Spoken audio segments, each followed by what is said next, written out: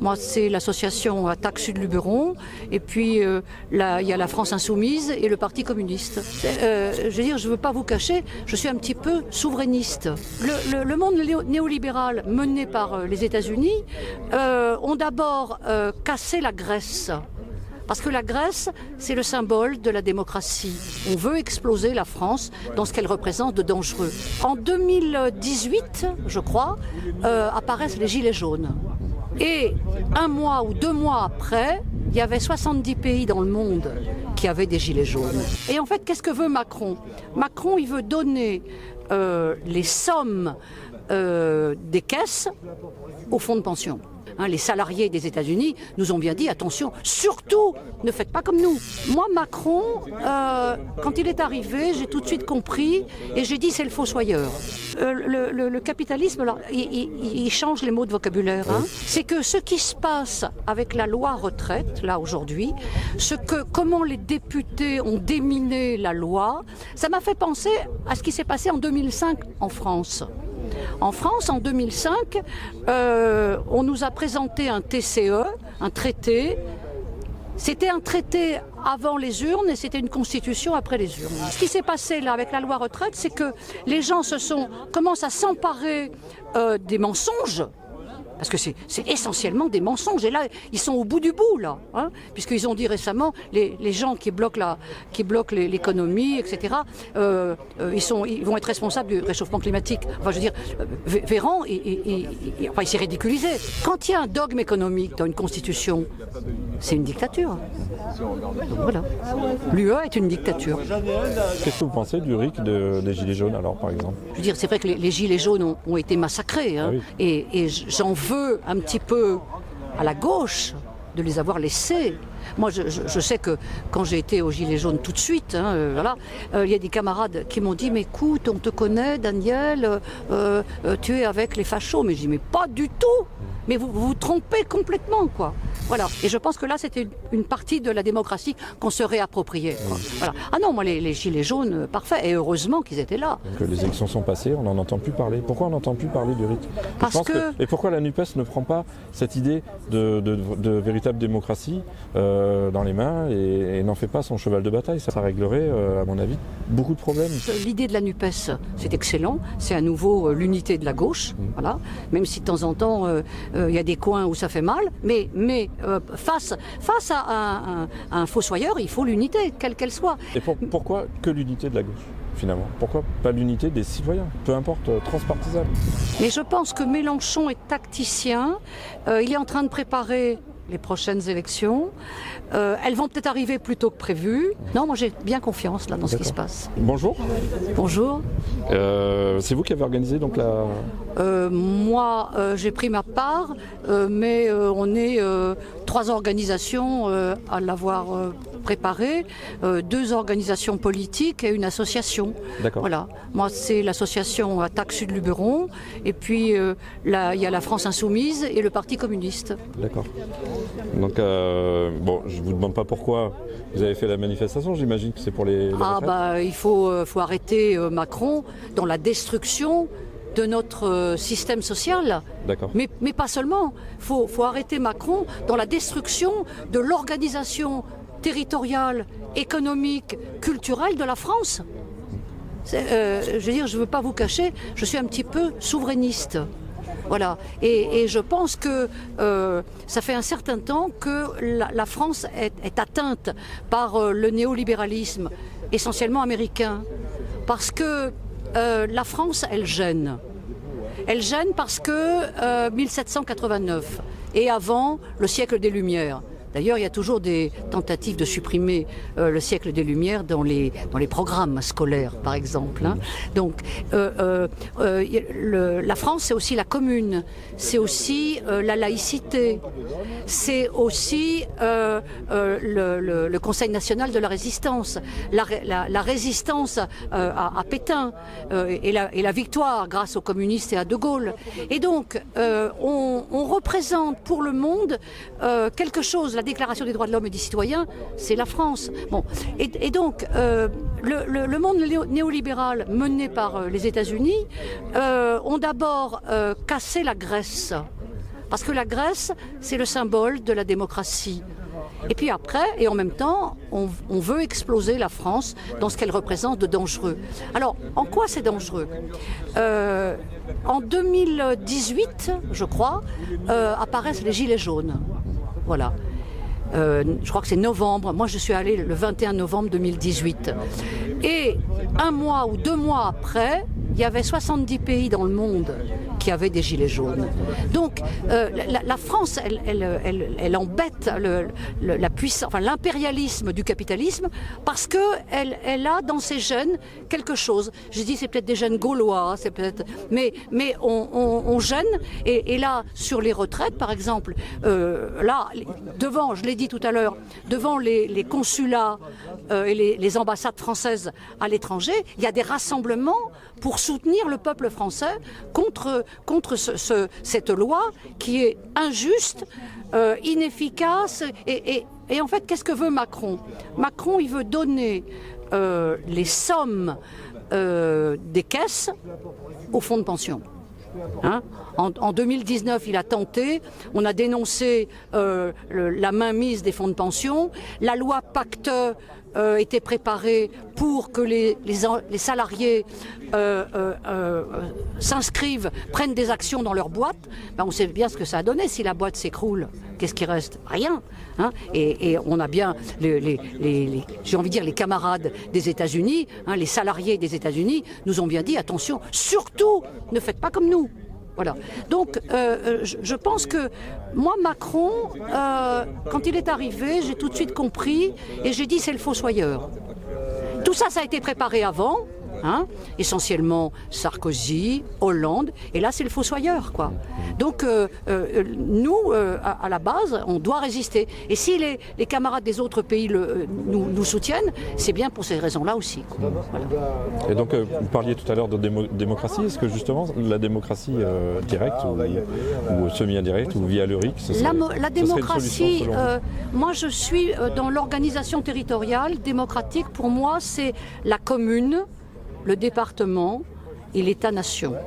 Voilà. Et c'est ça qu'ils ont essayé de déconstruire. Voilà. Et donc, moi, je pense beaucoup que le lieu idéal pour la démocratie, c'est la commune. D'accord. Voilà. La commune locale. La commune. Pas la région, pas la métropole. D'ailleurs, comment ça se fait que le mot métropole est arrivé ? Quand j'ai été voir dans le dictionnaire le mot métropole, le métropole, c'est le pays mère par rapport à une colonie.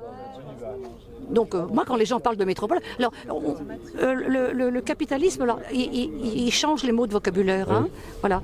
Et donc là, par exemple, il y a même des militants des fois qui parlent de bassin. L'autre fois, dans une réunion en décembre, je dis tu parles de bassin, c'est quoi un bassin ? Alors je dis c'est un canton. On a oublié le mot canton. Donc voilà, je pense qu'il faut qu'on se réapproprie la commune en tant que lieu d'expression et d'expression directe. Voilà. Là, on peut avoir des sortes d'agora comme on a fait là sur les sujets. Et puis après, on fait remonter au département et à l'État-nation, quoi. Comment dire alors, ce que je voulais vous dire que j'ai pas dit tout à l'heure, parce que bon, il y a un tas de choses à dire, c'est que ce qui se passe avec la loi retraite là aujourd'hui, comment les députés ont déminé la loi. Ça m'a fait penser à ce qui s'est passé en 2005 en France. En France, en 2005, on nous a présenté un TCE, un traité. C'était un traité avant les urnes et c'était une constitution après les urnes. Voilà. Et dans le traité, les gens se sont emparés du texte et ils ont vu que c'était pas du tout ce qu'on leur racontait. Hein, on leur disait par exemple c'est l'Europe de la paix, et puis à la page 41, et puis à la 100 pages plus loin on disait oui mais il faut que chaque pays renforce sa défense. C'est contradictoire. Voilà. Donc ce qui s'est passé là avec la loi retraite, c'est que les gens commencent à s'emparer des mensonges. Parce que c'est essentiellement des mensonges. Et là, ils sont au bout du bout, là. Hein, puisqu'ils ont dit récemment, les gens qui bloquent l'économie, etc., ils vont être responsables du réchauffement climatique. Enfin, je veux dire, Véran, enfin, il s'est ridiculisé. Oui, voilà. Donc, et c'est ça aussi, je veux dire, pourquoi est-ce qu'on attaque la France ? Parce que la France a été le premier pays à dire non au TCE. Parce que dans le TCE, il y a un dogme économique. Et ça devenait une constitution. Alors, quand il y a un dogme économique dans une constitution, c'est une dictature. Voilà. L'UE est une dictature. Mais est-ce que la France aujourd'hui, avec la Ve République, n'est pas quelque part une sorte de dictature ou de monarchie oui, oui, parce que effectivement, il y a des lois dans la Constitution. Sauf que là, attention, j'entends une petite musique en ce moment du Conseil constitutionnel et du Conseil d'État. Le Conseil d'État a envoyé une note secrète, mais bon, les secrets, à Macron, parce que pour passer cette loi, il est obligé de passer par une loi de rectification du budget. C'est pas légal. Parce que la sécurité sociale, elle est inscrite dans la Constitution. Et à chaque fois qu'on touche à la sécurité sociale, on est soit obligé de passer par un référendum ou par le Parlement réuni en congrès. Alors, le référendum, il n'en veut pas, parce qu'il sait que ça ne passera pas. Mais le référendum, le Parlement réuni en congrès, pour avoir la majorité, c'est 3/5 des exprimés. Il ne les a pas. Donc, je pense que le Conseil constitutionnel va le sauver, entre guillemets, en disant au bout d'un moment, non, c'est pas constitutionnel. Voilà. D'accord. Et alors, juste pour conclure, qu'est-ce que vous pensez du RIC des Gilets jaunes, alors, par exemple? Alors, c'est très bien le RIC. C'est très bien. Je veux dire que moi, j'avais envoyé au moment des Gilets jaunes un projet, et puis ça n'est pas passé parce que, je veux dire, c'est vrai que les Gilets jaunes ont été massacrés. Hein. Ah oui, je veux dire, moi, voilà. Et j'en veux un petit peu à la gauche de les avoir laissés. Moi, je sais que quand j'ai été aux Gilets jaunes tout de suite, voilà, il y a des camarades qui m'ont dit « Mais écoute, on te connaît, Daniel, tu es avec les fachos. » Mais je dis « Mais pas du tout. Mais vous vous trompez complètement, quoi. » Voilà. Donc j'avais proposé comme une sorte en 89, les États généraux. Et je voulais des États généraux permanents, locaux, départementaux, nationaux, et avec des gilets jaunes, et comme un gouvernement pas parallèle, mais de conseil et d'observation de ce qui se passait. Et je pense que là, c'était une partie de la démocratie qu'on se réappropriait. Voilà. Ah non, moi, les gilets jaunes, parfait, et heureusement qu'ils étaient là, parce que, je veux dire, ils ont montré quelque chose. Et si aujourd'hui, la France insoumise, enfin la NUPES, etc., a pris son envol, je veux dire, c'est parce qu'il y a eu les gilets jaunes avant. Voilà, quoi. Mais ça, c'est la France. Moi, en tant que citoyen, j'ai le sentiment que... Alors, Mélenchon avait proposé un RIC, alors il n'était pas constituant, mais un RIC déjà bien construit pendant les présidentielles. Mais on a l'impression que maintenant que les élections sont passées, on n'en entend plus parler. Pourquoi on n'entend plus parler du RIC? Et pourquoi la NUPES ne prend pas cette idée de véritable démocratie dans les mains et n'en fait pas son cheval de bataille? Ça réglerait, à mon avis, beaucoup de problèmes pour lesquels on manifeste régulièrement. Là, aujourd'hui, c'est les retraites. Demain, ce sera la loi travail, ce sera autre chose, etc. On n'en a jamais fini. Oui, on n'en a jamais fini. Mais je crois que ce que fait la NUPES, d'abord, l'idée de la NUPES, c'est excellent. C'est à nouveau l'unité de la gauche. Voilà.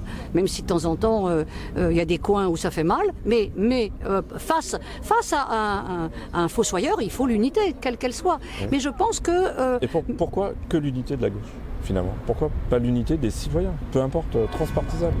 De toute façon, c'était un peu l'idée des Gilets jaunes. Oui, bien sûr aussi, mais là, je veux dire... Parce qu'on a tous intérêt à être une démocratie. Il y a des choses qu'on peut dire, ça dépend le moment, il y a des choses qu'on peut dire, et puis qui se font, je veux dire, parce que nous, là, tous les lundis soirs, les réunions, on est plusieurs.